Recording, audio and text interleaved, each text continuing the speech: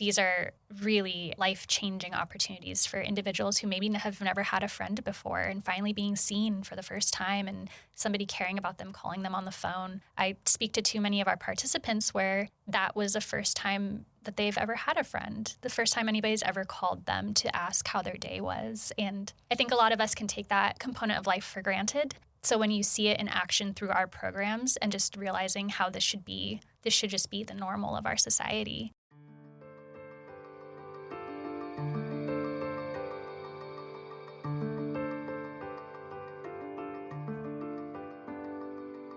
Hi, I'm Jeff Holden. Welcome to the Nonprofit Podcast Network. Our purpose and passion is to highlight a nonprofit organization in each weekly episode, giving that organization an opportunity to tell their story in their words to better inform and educate the respective communities they serve, as well as provide one more tool for them to share their message to constituents and donors. Our goal is to help build stronger communities through shared voices and to both encourage and support the growth of local nonprofit organizations through podcasting. Thanks to our founding partners for their foresight in helping us transform the way conversations start. CapTrust, fiduciary advice for endowments and foundations. Runyon Saltzman Incorporated, RSE, marketing, advertising, and public relations creating integrated communications committed to improving lives. And Western Health Advantage, a full-service healthcare plan for individuals, employer groups, and families. Before the episode begins, I want to take a minute to share that we now have a website where you can sign up to get our weekly email updates on the latest episodes, transcripts to prior episodes, and see what else we have going on. Please be sure to register so you never miss an episode or any other important information we may have to share in the nonprofit space. You can find us now at nonprofpod.com.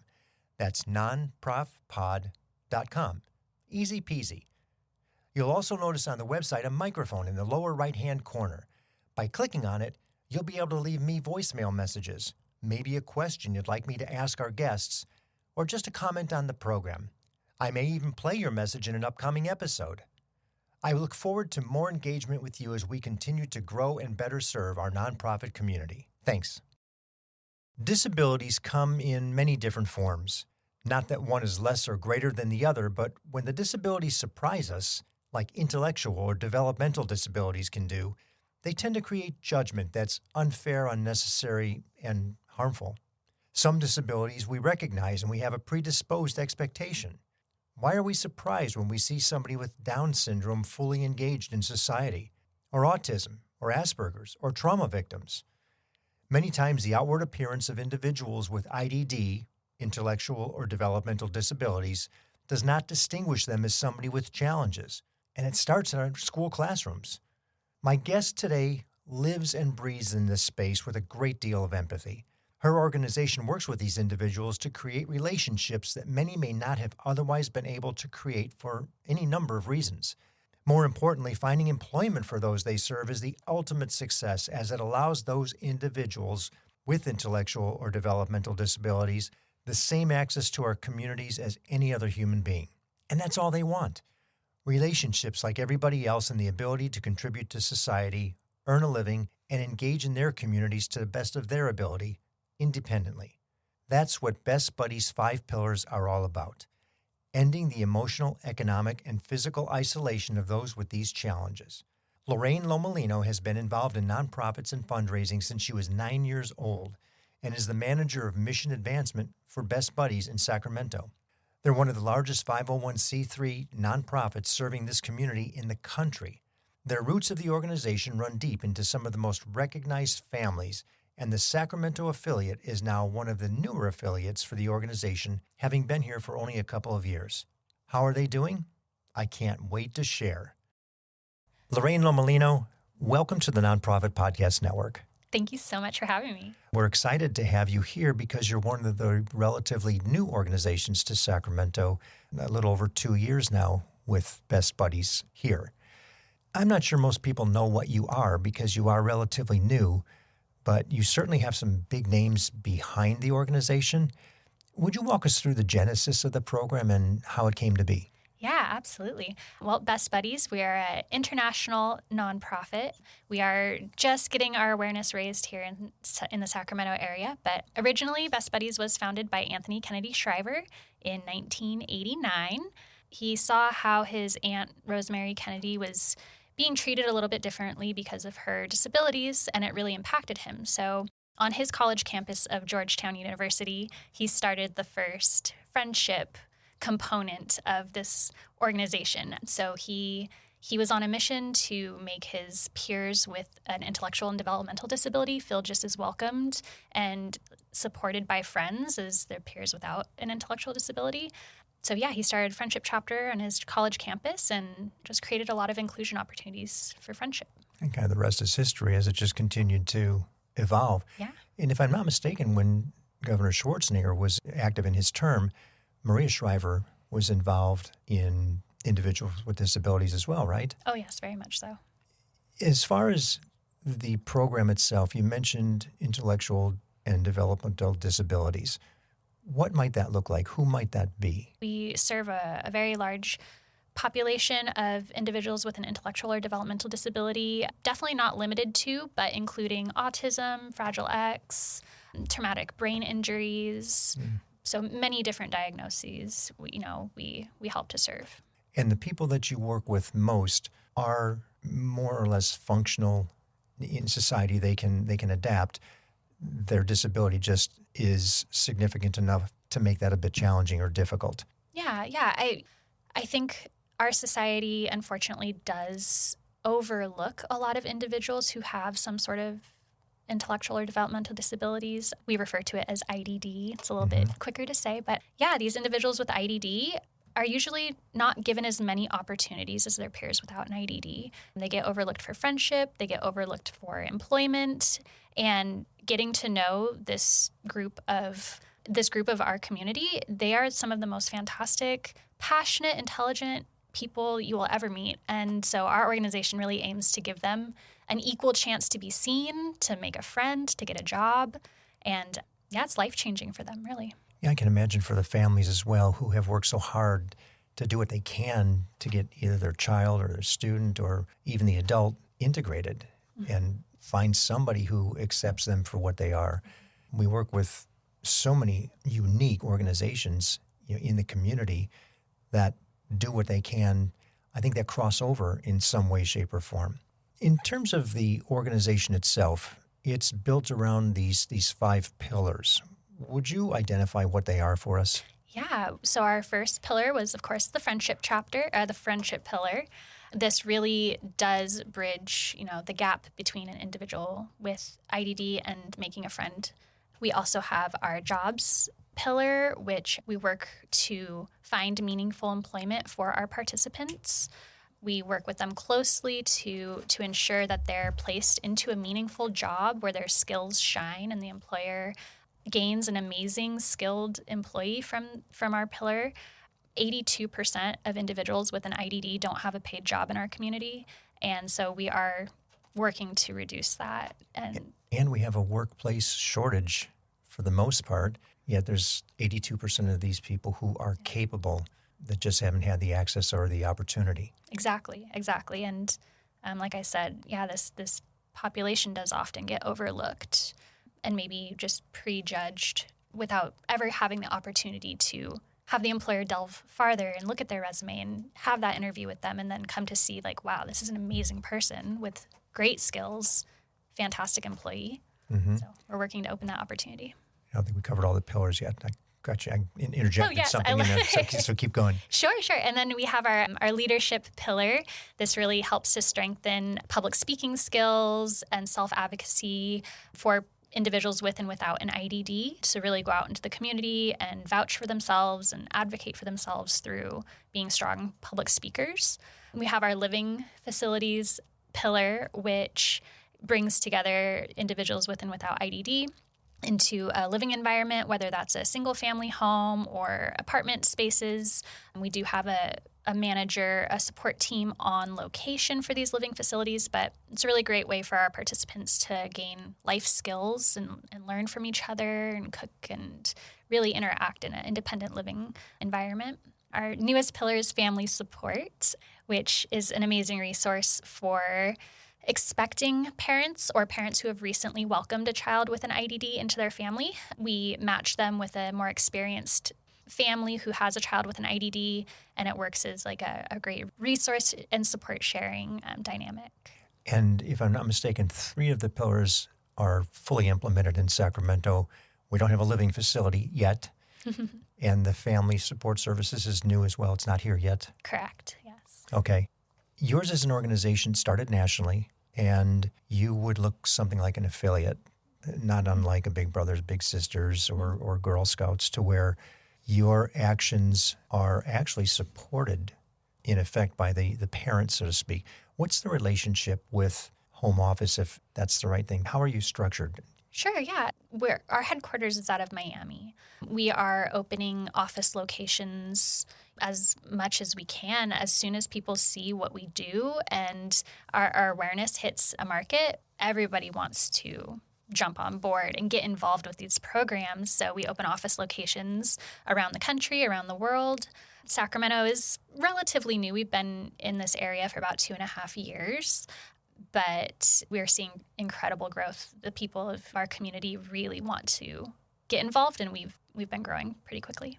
And I imagine in some cases a family with a child or a student with IDD, if it's not severe enough, they don't fall into one set of programs, yet they don't want to put a child or a student, even a young adult who's more capable, into a lesser space. They don't need that much care or that much service. They'd rather get them into the ability to be more functional and more integrated into whatever the role is, if it's school or if it's work or independent living. So I can see the need where those individuals and or those parents, those families are stuck somewhere in between looking for something like what you provide. We have other organizations that handle the more severe cases. Mm-hmm. And yours is somewhere on the outskirts of that, to where not quite that deep, but more on the fully integrating side. So how do they get there? How does one find out about you? How does somebody with a child or a student or an adult living at home with IDD know you exist? Yeah, we have a few great paths to awareness in the community. And I think that especially for a younger demographic, there are a lot of programs, there are a lot of supports available, but let's say after that child graduates high school, there's really not as much support readily available through other programs. So, an organization like ours really comes in and offers some life-changing opportunities for that next step of that individual's life, whether it's finding a job and supporting themselves when maybe other support that they're receiving from other organizations has run out. We do a lot of word of mouth. Opportunities like this podcast help us so much because everybody knows a friend or a family member who knows somebody who could use a friend, a job, leadership training. So really, our word of mouth is huge here in the Sacramento area. And you've touched on a couple of things as we were talking prior to recording even. I think when you got here, there were maybe only a handful of schools. Mm-hmm. Now you're in... Yeah, now we have friendship programs opened within 22 schools in the Sacramento area. And these are really, life-changing opportunities for individuals who maybe have never had a friend before and finally being seen for the first time and somebody caring about them, calling them on the phone. I speak to too many of our participants where that was the first time that they've ever had a friend, the first time anybody's ever called them to ask how their day was. And I think, I'm getting a little teary-eyed, I think a lot of us can take that component of life for granted. So when you see it in action through our programs and just realizing how this should just be the normal of our society, really fuels our fire to keep going and expand. I feel that as well. When you think about somebody who's never even had 16, 17, 18, 20 years old, somebody actually calls them to see, how are you doing? Yeah. How was school today? How was work? You mentioned a couple of other things, and it ties into collaboration. Who are some of the organizations that you work with? Certainly the high schools, and I would imagine school districts are important to you, but who else? Yeah, absolutely. the schools, anybody who has a connection with a school district, please get us in contact with them. But for like our jobs program, we partner with amazing local employers. To name a few, Goodwill, Accenture, the Sacramento Children's Museum, really just to name a few. We have so many more. Also, UC Davis Medical Center has taken 4 of our participants as interns to get them prepped and trained for the jobs program. So the support from the community and the employers in the community has been fantastic. How many individuals with IDD are you working with at this point?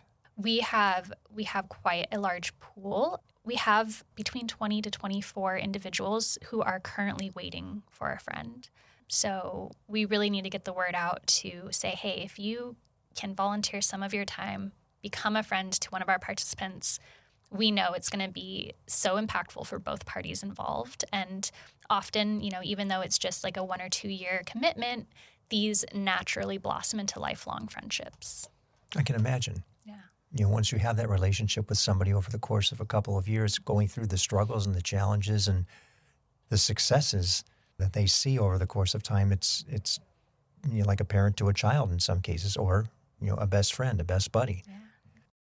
Let's take a break before we get back into the success stories of Best Buddies with Lorraine Lomolino right after this from the people who make this program possible.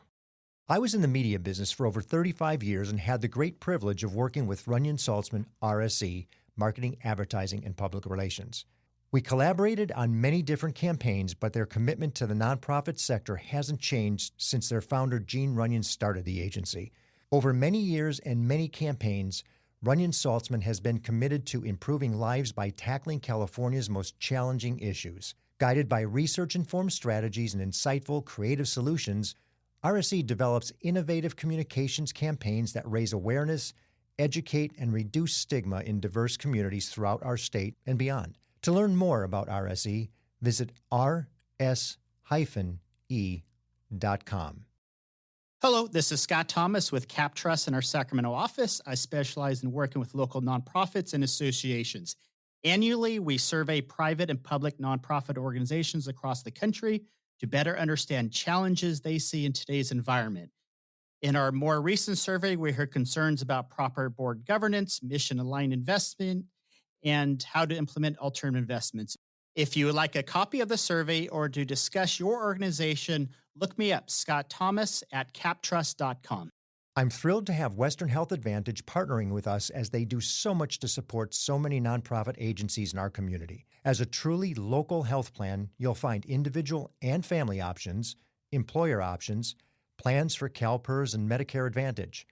From medical services to pharmacy, health and wellness support, as well as behavioral health care, Western Health Advantage has a plan that fits what you need. As an employer, for profit or nonprofit business, individual or family, you can find more at westernhealth.com.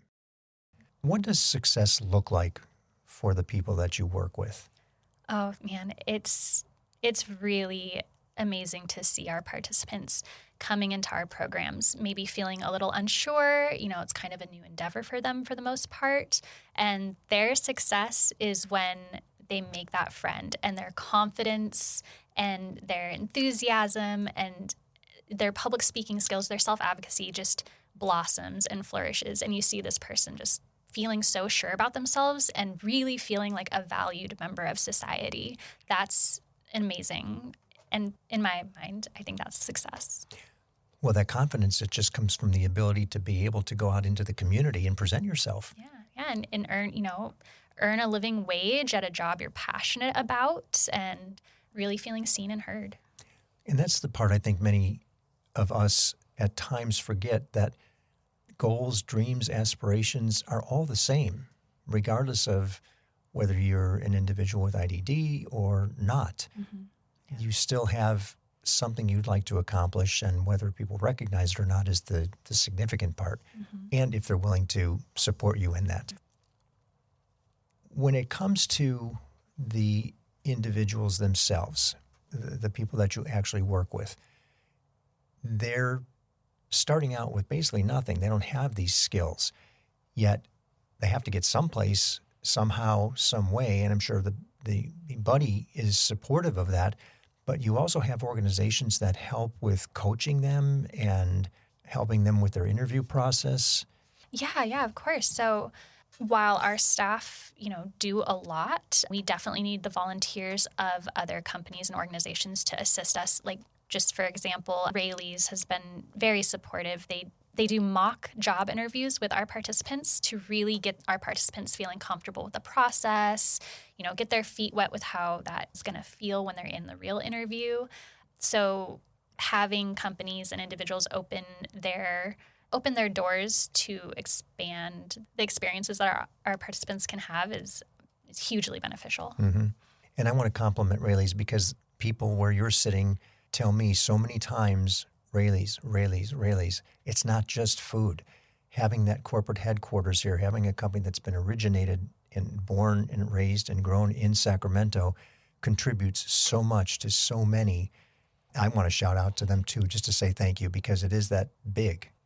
When you mentioned your people, how many of your people are there and what does that look like? How many employees, cadre of volunteers?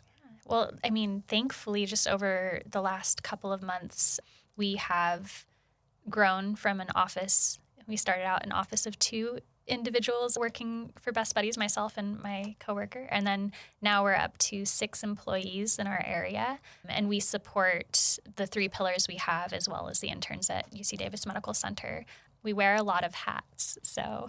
Well, 2 to 6 is exponential growth. That's big. Yeah, our programs and our participants' involvement and our signature events that are bringing in all of these attendees have really facilitated our growth. We see the desire from our community to expand what we have to offer. That leads to the next question, funding. How is the organization funded? Our local Sacramento office, we do receive some government funding. We also have 2 signature fundraisers each year. One happens in the springtime, which is our Friendship Walk, and then one happens in the fall, which is our Champion of the Year campaign, and then we have a great gala celebration, and those bring in a good amount of our revenue. And if I'm not mistaken, your overall budget is somewhere around $500,000. For our Sacramento office, that's with correct. The majority of that coming from those 2 events? Yeah, and the government funding, also individual donations, corporate giving is huge. We would love to expand that in our area. To diversify our revenue streams is super vital. Mm-hmm. Is there any necessary contribution for the families of the buddies? For our friendship programs, no. But we do work with the Alta Regional Center as a client. So the ins and outs of the finances from those departments aren't exactly my forte, but I could get you that information. I appreciate that. If anybody wants to, I'm sure they can reach out to you through the website, and we'll post that in the show notes afterwards. If money were no object and you didn't have the necessity of this budget, what might Sacramento Best Buddies look like? Oh man, the next huge goal on our horizon is to open a living facility here in Northern California. We know that the want is there, but the funding it's a lofty amount to get that up and running. But if there's no budget and money's no object, we're gonna build a facility beautiful living facility, and I would say all of the awareness we could possibly buy with an unlimited amount of money. Once the awareness is there and people know we're here and they're getting involved, I know that the funding will flow after that. So this is kind of a snowball effect. You start with 6 schools, you're up to 22 schools. Before you know it, it'll be 30, 40, 50 schools that have the integrated program. Those children, students, IDD buddies are now talking about it, and it expands, and it becomes exponential as it compounds itself. In a couple of years, if you've gone from 0 to where you are today, and we look down the line, are there any examples of maybe other markets that you've seen similar to us develop the way that we're developing, that you could say, here's what it looks like we expect by in terms of where you would like to be in a couple of years? Do you have goals? Does the organization set goals for you? Oh, yes, absolutely. We have the California strategic initiatives that we are trying to accomplish goals, and we take those larger picture milestones and we say, okay, what can we do as Sacramento to achieve those larger picture milestones? And yeah, we have an amazing advisory board who is helping us expand into schools. We need to make connections with more employing companies, more employers, so we can have a unique and diversified pool of employers for our participants to be like, oh, I have this skill set. Here's a great employer that I would want to work for. But yeah, we have, every year our events, we're raising the goal for each event because we see that we're consistently surpassing our fundraising goal from the year before. And we're just growing so fast out here. And we're in 2024 as we're doing the interview. If I'm not mistaken, you said your November gala is sold out? We sold out last year, which was our first annual year. Okay. We didn't know what to expect. And we said, hey, if we could get 75 people in this room, that would be fantastic. We sold out at 200 with a wait list. From 75 expectation, you sold out at 200? We did. You cut it off? And people were like, okay, put me on the wait list. If anybody, people wanted to attend, I'm like, I'm at capacity. Right.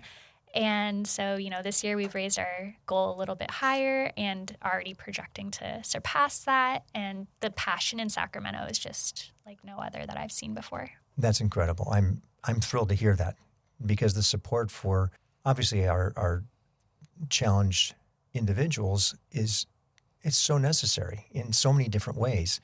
And as we talk to so many different organizations, this is a group of people who are capable and competent.